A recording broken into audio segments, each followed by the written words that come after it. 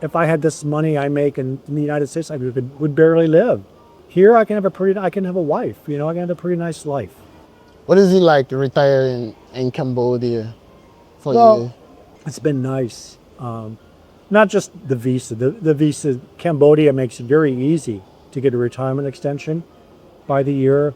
That's nice. But I think the sense that the money part of things is nice. The idea that if I had this money I make in the United States, I would barely live. You know, here I can have a wife. You know, I can have a pretty nice life when we can travel. And the ease of just doing those things here. Like, you know, other countries here, they make you check in, and you have to have so much in the bank, and on and on and on with details. You have to tell them when you're going to leave, you know. And here, it's just, you're just free, you know. Like, you get that visa extension, you can just come and go as you want. You can go wherever. They don't care. There's no immigration saying, you have to come in and see us tomorrow. They just leave you alone. You know, so you're free to live your life. And that means you can just fit inside this culture as much as you want and say, I want to be this engaged, you know, I want to be that engaged. I want to be separate. Anything is fine here. No one passes judgment when you're retired on how much you take in.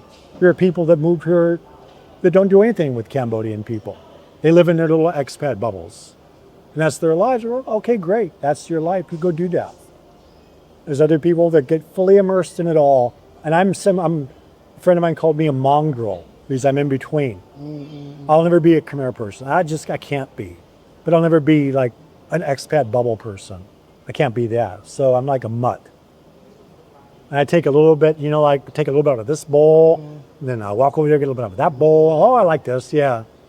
And maybe that's the other thing about Siem Reap is it has all the bowls, you know, and makes it easy to retire. So I would really encourage people who want to retire that are worried about fixed income, wherever you live. It doesn't have to just be the United States. It could be Australia or the UK or wherever, to check it out. Come here on vacation and just see if you could live here, you know, and see if you like what it's like. Because it's not a bad life, you know. And no one's going to, at the end of the day, no one's going to tell you, you must do this, you must do that. It's not that way here. And that's a good thing.